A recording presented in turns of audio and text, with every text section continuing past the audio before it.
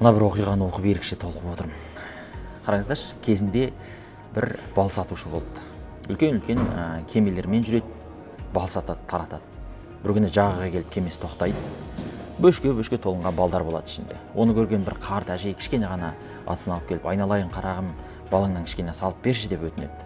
Бірақ сатушы қабылдамай кері қайтарып жібереді. Әжейдің көңілі түсіп, үйіне қарай кетіп бара жатқан кезде қызметшісін әлгі бал сатушы шақырып алып, ана бір әжейді көрдің бе? Сол әжейдің үйін анықта, сосын мына бір бөшке балды алып барып бер деп сұрайды. Оны естіген қызметшісі таңғалып, я басеке, бұныңыз қалай? Жаңа өзі келіп тұрған кезде бермей қайтарып жібердіңіз.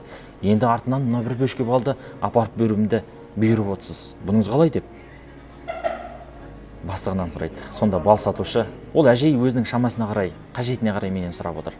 Ал мен өзімнің мүмкіндігімше ол кісіге бергім келеді.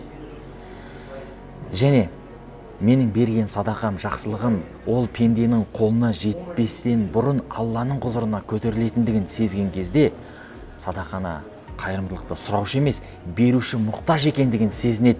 Және бергеннен кейін жүрегі ерекше ләззатқа, қуанышқа толады. Көрдің бе? Мен сондықтан да ол әжейді қайтарып жібердім.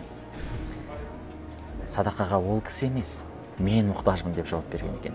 Иә, мойындаңыздаршы, кейде бір жақсылық жасайсыздар, садақа бересіздер, біреуге көмектесесіздер, қарайласасыздар, сол кезде тіпті көзіңізден жас шығып кетеді. Өзіңізбен өзіңіз бір кәдімгі Алламен тілдесесіз. Ерекше бір сезімге бөленесіз ғой. Көрдіңіз бе? Бұл біздің амалымыздың Алланың құзырына көтерілгендігінің бір белгісі. Біз адамдар үшін емес, өзіміз үшін емес, Алла разылығы үшін ол амал жасағанда біз ерекше әсерге бөленеміз. Сондықтан да садақаны алушы емес, ең бірінші беруші мұқтаж. Алла Тағала сол дүниені бізге берді, азғантай болса да біреуге көмектессін, қарайласын деп. Мүмкін сол арқылы бізді Алла Тағала түрлі бәледен сақтауы мүмкін, амандық беруі мүмкін, ертең ақиретте жәннатқа кіргізуі мүмкін. Біз білмейміз ғой. Алланың қазынасынан алдық, Алла разылығы үшін оны жұмсаймыз.